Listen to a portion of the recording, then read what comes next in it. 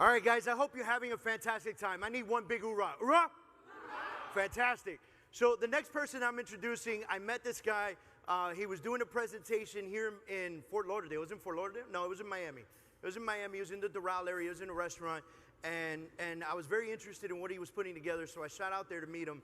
And while I was at the presentation, I was impressed with what he was doing because it was everything that I had dreamed that should be happening with realtors or mortgage professionals or salespeople for that matter, right? You'll often hear me say it doesn't matter if you're selling bicycles, lollipops, or houses.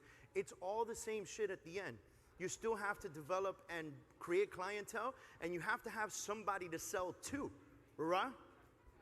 All right, so the next person I'm introducing is Mr. Mike Cuevas. Mike Cuevas created a program called Attractor, which was very, very, very awesome to me because what he did was create a system that teaches real estate professionals how to attract business versus chase it. I hope we can give this guy a big round of applause on the way up to the stage, please.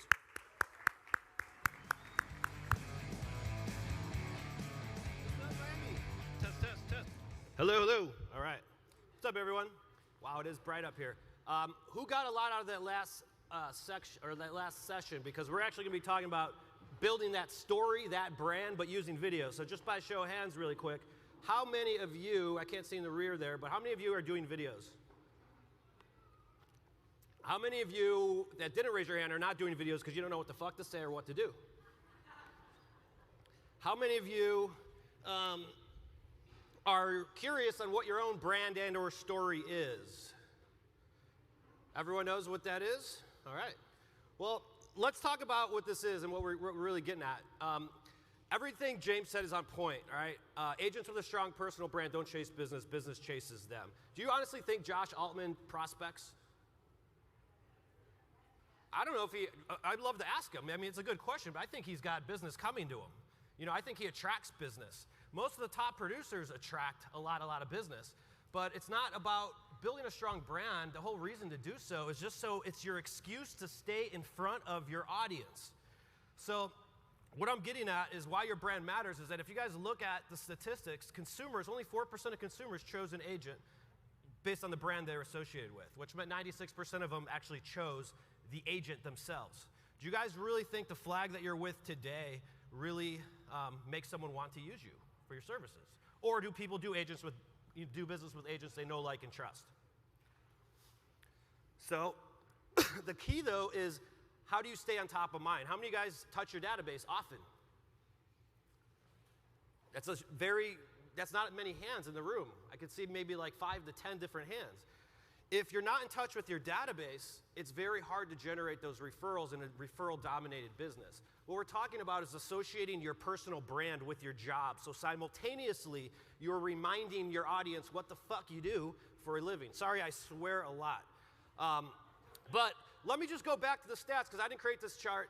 This is NAR. 51% of buyers last year were referred to their agent. 12% were they used in the past. That equates out to 63% of people used the agent in the past or they were referred to them. So which is the most important lead generation system in the business? Is it referrals or is it chasing after Zillow?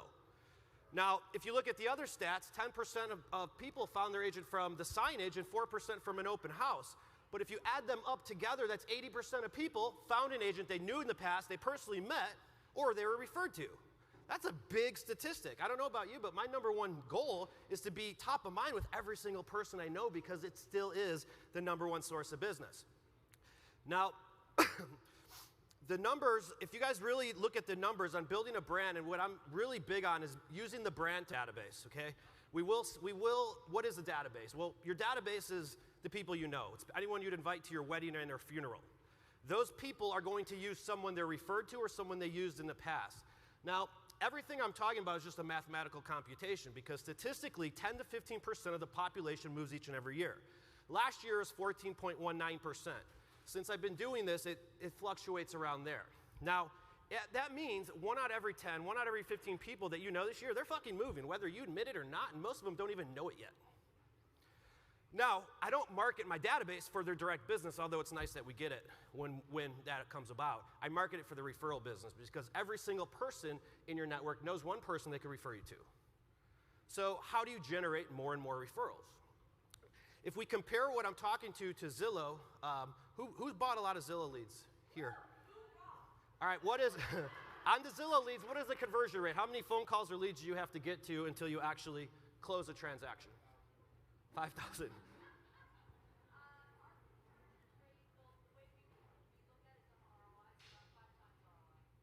What's the number of calls to get the ROI? And I understand that part.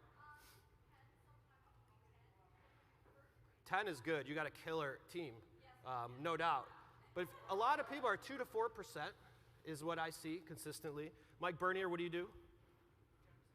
10% conversion. What's the difference between walking around and having more conversations? Instead of chasing leads, if you're chasing relationships, 1 in 10, 1 in 15 people that you come into contact with know are going to be moving this year. At the same time, every single one of them has the ability to refer you business. Now, I want to show you guys how to do that in video, with video in 15 minutes, but the biggest holdup is where do you start? And where you start at is by first identifying the story that James was talking about. And this is going to feel weird because none of us look at ourselves as a brand because we're just individuals. We don't think of ourselves as a brand because we're independent contractors, and it feels very, very weird. My brand is I'm a dude. It's just who the fuck I am. All right, I can't help it, you know, but the key on building your brand is it's not about real estate. None of it is. Your videos don't have to necessarily be about real estate either. When you're defining your video strategy, it's super duper important to talk about something you're actually passionate about. If you don't, you won't do it. The key is authenticity. If I talked about stuff I did not like, personally enjoy, or have passion in, I would never want to do it, and I would feel really awkward by me doing so. Does that make sense? The goal with video is just to connect. That's all it is. It's not a lead generation type thing. I don't look at it that way. It's a brand building platform. My only goal for every single video that I create is to say, hey, I could see myself riding in a car with that person. You know, and if we think that people don't judge us within the first 10 to 15 seconds, you're crazy. We all do. It's human nature. And that's the importance of identifying the story because people will do business with people they like. Now, I want you to all look at your last 10 clients that you guys have all closed, and there's no coincidence that you became good friends with them. You're like, wow, all my clients turned into my beer drinking buddies, right? It's because you attract like people. When you identify your story, it makes it easier to identify those people you would attract. So with video, for those of you who are scared to get on camera because you don't know what to say or how to say it, no one remembers what you're actually going to say. 60 to 30% of communications will be based on the tonality and the body language you're using. The higher my voice goes, the more you guys pay attention. If I talk like Ben Stein, really freaking boring, you guys are going to fall asleep. But it's how you say it. It's just like what your grandma said. So don't worry what you're doing video on in terms of the content. Worry more about how you're actually saying it with your tonality and with your body language. So when you say it well about something you're passionate in, it's authenticity. So let's adapt this to real estate so I can show you guys some visual images. The sociable agent is an agent in Tucson. She's about 65 years old. Her kids are all empty nesters. And what she likes to do is drink and party. All right? When she's at every neighborhood event, she's at every single social gathering, every brewery that's open, she's there. And she provides a hospitable real estate experience. Well, her video strategy is called Tucson Social because what she does is she's on the scene with Tucson Social because that's where she's most passionate. That's what she's most passionate about. The San Diego real estate mama is not a real estate agent. She's a mom that happens to sell houses, and her last 10 clients were all parents as well. San Diego real estate mama's content strategy is all about the top 5 beaches with kid changing stations, the top 5 kid-friendly breweries. Okay? Real estate agents are local experts. By creating local video content, you're positioning yourself as a local expert, but delivering on your brand's story. The house doctor is a guy in Temecula, and when the healthcare law came in, he sort of got squeezed out of business, and all of his friends and family know him as a doctor. Well, he provides people healthy real estate solutions, and all of his videos are with him wearing a white coat. People aren't going to remember what the hell he's talking about. They're going to remember the white coat. All right? Is this starting to sync with you guys? Now, you don't always have to have some super duper clever name or anything of those lines. Regina Flores is just an agent. She has a show called Ramona Revealed where she's revealing the business owners of Ramona on a small business interview strategy. So let me go through an about video, and we're going to play this really quickly. If you guys could play it for about 40 seconds, 30 seconds. Life is way too short to not be living it up, especially here in beautiful, sunny San Diego. You're probably thinking, gosh, live. Let's face it, there's not even a bad spot in this city. But there are so many great spots to live. How do you know which one is the right one for you? Maybe you want to be near the coast, but oh, parking stinks. Maybe you want to be in a neighborhood where you can walk to everything, but the square footage is a lot smaller than what you want. Look, I get it. There's so many decisions, but that's where I come in. Hi, I'm Monique LeBlanc, and All right, so we don't have time to watch the whole video, but Monique's story is that she moved to San Diego about 18 years ago on a vacation, and she never left, literally. And her whole brand is about living it up. Her tagline is living it up. So her brand story and her video strategy is creating San Diego bucket list type experiences because that's where she's most authentic, that's when she's most natural, and that's when she's in her element. When we released that video just on her personal page, she had 304 comments, 34 shares, and I'm not sure how many referrals she got out yet, but what I do know is that every single one of the people, she was speaking to her own tribe. Mo, that's so you. That is so you. You knocked it out of the park. You know, quite often we try to be people that we're not, and I feel like when we do that, we end up turning off more people. The other problem is that we try to appease everybody, when the truth is, we shouldn't, and we don't. Nobody appeases everybody. I wish I could be a luxury agent. I'm not. But I know that, and I use that to my advantage. That's when I came out with my dude thing, and it worked. I would attract dudes and other people that thought that was pretty funny. But consistency is absolutely key. Lori mentioned it. How do you adapt a video strategy? That one video will give you a little spike, but great. If you don't do it consistently, it's not going to work. It's like direct mail farming. How many people in here direct mail farm a neighborhood? All right, so after year 1, you get maybe a few listings. After year 2, you get 5 to 7, 3 to 5, whatever. After year 3, you get more. The point is that over time, as you show up to the door every single month, you build consistency, and then the people who are on the receiving end of that start saying, oh, there's our neighborhood realtor. That's our neighborhood realtor. That's how it works. Video is no different. If you're going to commit to doing it, it's just like you have to pick a strategy, and then you have to go out and actually do it. Now, we're going to walk through some examples of some strategies. This agent's actually in Minnesota, but she's a brand new agent. Mike, she a brand new agent? Did he leave? She's a brand new agent, and she started a series called Local Love. She interviews business owners that the local love, and I'm going to talk about how powerful this strategy is. Guys, if you could go ahead and play that. Hey, have you ever heard of Bend and Brew? What? Beer?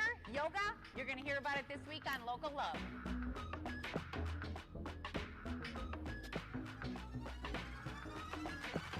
We are outside the Wicked Wart, one of my very favorite breweries in the Twin Cities. We're going to go in and meet the owner and find out why.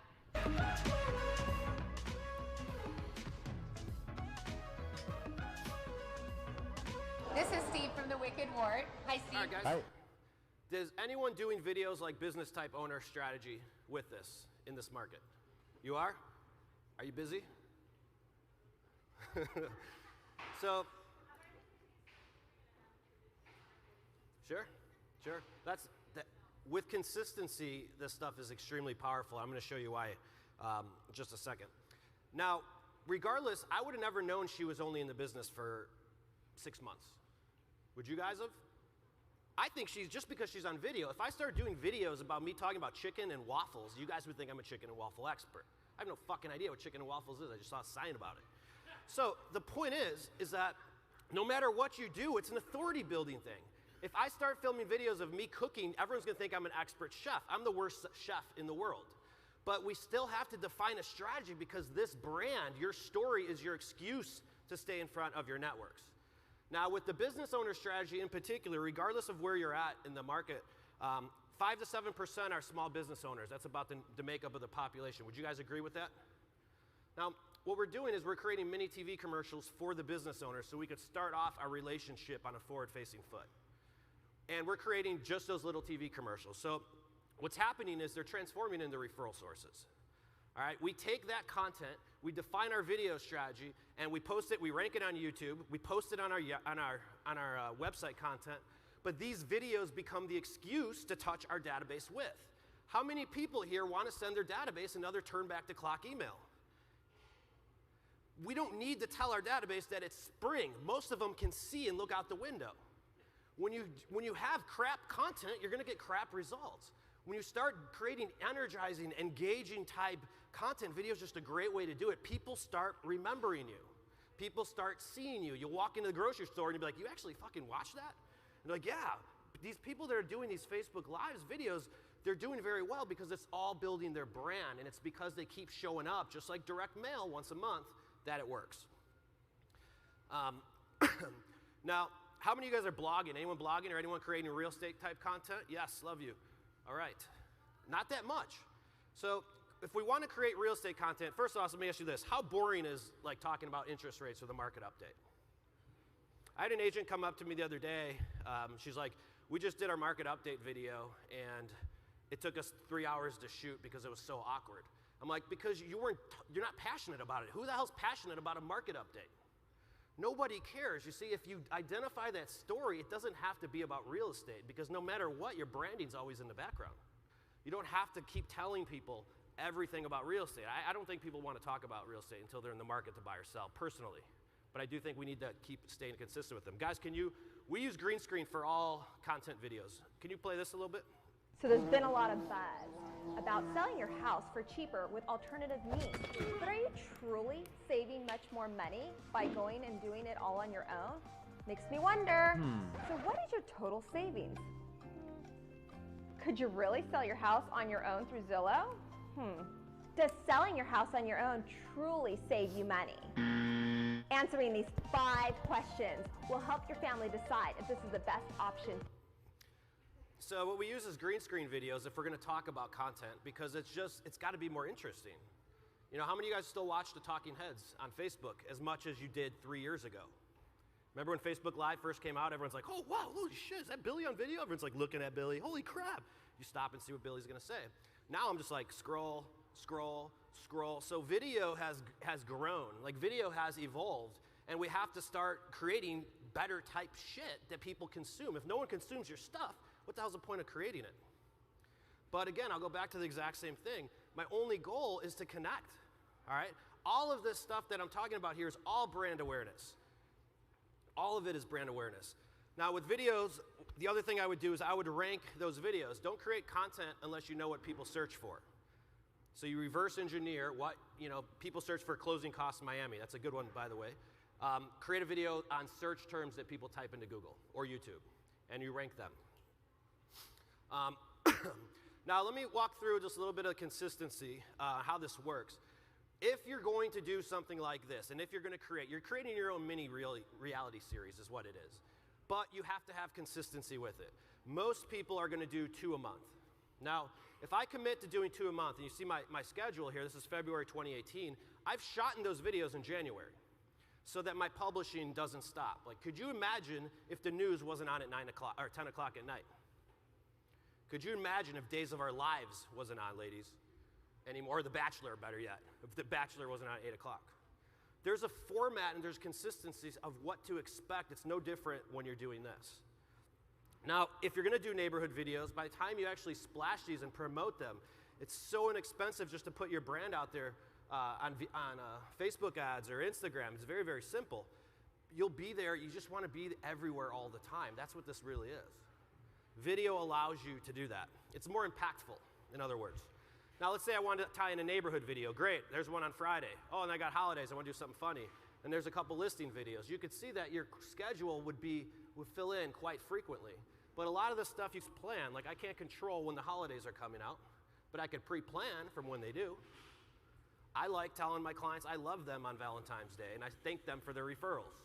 That's the subject line. It gets opened really good. I love you. So, but the point is that I need the excuse to stay in front of them. This is a duplicate. So what's super duper important as we bring this back is that I want to give you guys several different examples, because in order to tie in the brand, you really do have to identify what that story is. And every single one of us has one, whether we want to admit it or not. Some of the stories that I've seen are crazy, but everyone has one. God only made one of you, and that means that you're unique. We all have our own fingerprint. You all have your own brand. It's just, what is it? So I'm going to give you some examples, and I think we'll end with this. I'll give you some good ideas. Homes by Hazel is the middle one. She's not a real estate agent. She's a bodybuilder, and she happens to sell houses to people in the fitness industry. Now, Financially fit experience is her tagline, but her media side is called San Diego Fit, where she's interviewing business owners of gyms, restaurants, organic shops, you name it. Evan Campbell is a watch dealer, or was a former watch dealer, high-end watches, like $50,000, $60,000 watches. And timing is everything, so his whole brand strategy would be based upon the concept of time. Is right now the time to sell your house? When's the best time to go to get Santa's pictures with your kids, that you're not waiting in the mall forever? You see, once you identify that theme or that story, the content strategy is unlimited, and it'll be consistent once you identify what the hell it is. Real Estate Marketeers takes an outside-the-box approach to real estate. He's actually in South Florida market. He's a brand new agent. He's already got 4 or 5 listings. Now, his media series is Outside the Box. I think it's Pompano Beach. Does that sound right? Outside the Box, Pompano Beach. He interviews businesses that are doing things outside the box. See, when you brand these businesses with your theme, you start associating your brand with them. It's very similar to Nike. Nike didn't. Do you guys recall a Nike a shoe commercial, or do you recall a story associated with Michael Jordan or Tiger Woods when you think of Nike? They've associated themselves with the stories of others so that when we think of their brand, we think of those stories. Does that make sense? Rodrigo, the Monopoly banker. San Diego Real Estate Veterans.com. Everyone has something that they stand for, but let me wrap this up right here. Here's how it works. Once you figure out what that brand is, that identifies your theme, your story, or your concept. If you're a mom, you're a mom. If you're a dad, you're a dad. If you're a vet guy, you're a vet guy. You're a military guy, but everyone stands for something. That becomes the excuse to stay on top of mind and market it to your database. And that's all I have. Thank you.